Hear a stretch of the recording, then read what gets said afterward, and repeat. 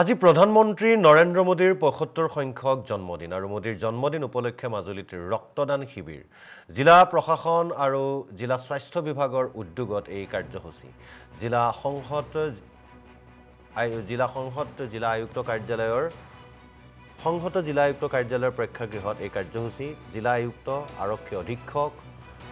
আৰু বিধায়ক লগতে ৩ শতাধিক ব্যক্তিয়ে ৰক্তদান কৰে আমি দেখুৱাইছো এই দৃশ্য আজি মোদীৰ ৭৫ সংখ্যক জন্মদিন উপলক্ষে ৰাজ্যৰ বিভিন্ন প্ৰান্তত ৰক্তদান শিবিৰ আয়োজন কৰিছে প্ৰশাসনে তথা চৰকাৰে আৰু সেই উপলক্ষে মাজুলীৰ ৰক্তদান শিবিৰ মাজুলীৰ বিধায়ক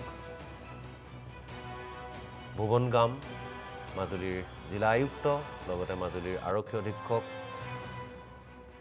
বিবেকানন্দ দাস আৰু ৩ শতাধিক লোকে ৰক্তদান কৰে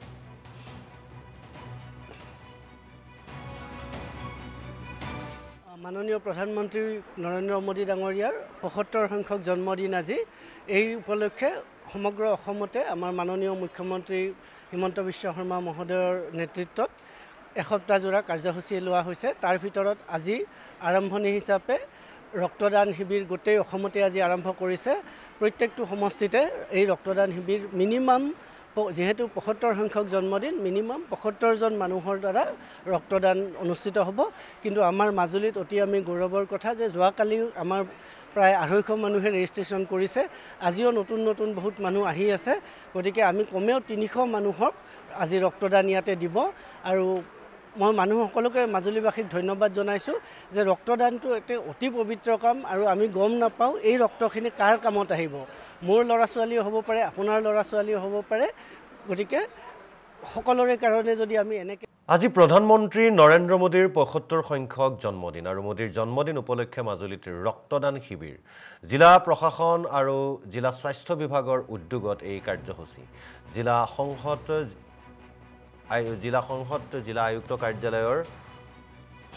আয়ুক্ত কাৰ্যালয়ৰ প্ৰেক্ষাগৃহত এই কাৰ্যসূচী জিলা আয়ুক্ত আৰক্ষী অধীক্ষক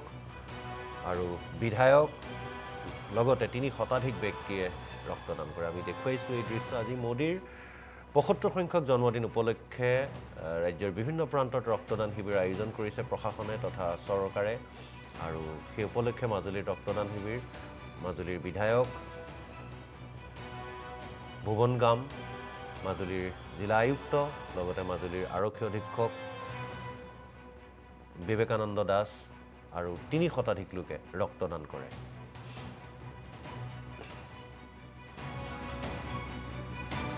মাননীয় প্ৰধানমন্ত্ৰী নৰেন্দ্ৰ মোদী ডাঙৰীয়াৰ ৭৫ সংখ্যক জন্মদিন আজি এই উপলক্ষে সমগ্ৰ অসমতে আমাৰ মাননীয় মুখ্যমন্ত্ৰী হিমন্ত বিশ্ব শৰ্মা মহোদয়ৰ নেতৃত্বত এসপ্তাহজোৰা কাৰ্যসূচী লোৱা হৈছে তাৰ ভিতৰত আজি আৰম্ভণি হিচাপে ৰক্তদান শিবিৰ গোটেই অসমতে আজি আৰম্ভ কৰিছে প্ৰত্যেকটো সমষ্টিতে এই ৰক্তদান শিবিৰ মিনিমাম যেহেতু ৭৫ সংখ্যক জন্মদিন মিনিমাম ৭৫ জন মানুহৰ দ্বাৰা ৰক্তদান অনুষ্ঠিত হ'ব কিন্তু আমাৰ মাজুলীত অতি আমি গৌৰৱৰ কথা যে যোৱাকালি আমাৰ প্ৰায় ২৫০ মানুহে ৰেজিষ্ট্ৰেশ্যন কৰিছে আজিও নতুন বহুত মানুহ আহি আছে গতিকে আমি কমেও ৩০০ মানুহক আজি ৰক্তদান ইয়াতে দিব আৰু মই মানুহসকলকে মাজুলীবাসীক ধন্যবাদ জনাইছোঁ যে ৰক্তদানটো এটা অতি পবিত্ৰ কাম আৰু আমি গম নাপাওঁ এই ৰক্তখিনি কাৰ কামত আহিব মোৰ ল'ৰা ছোৱালীও হ'ব পাৰে আপোনাৰ ল'ৰা ছোৱালীও হ'ব পাৰে গতিকে সকলোৰে কাৰণে যদি আমি এনেকৈ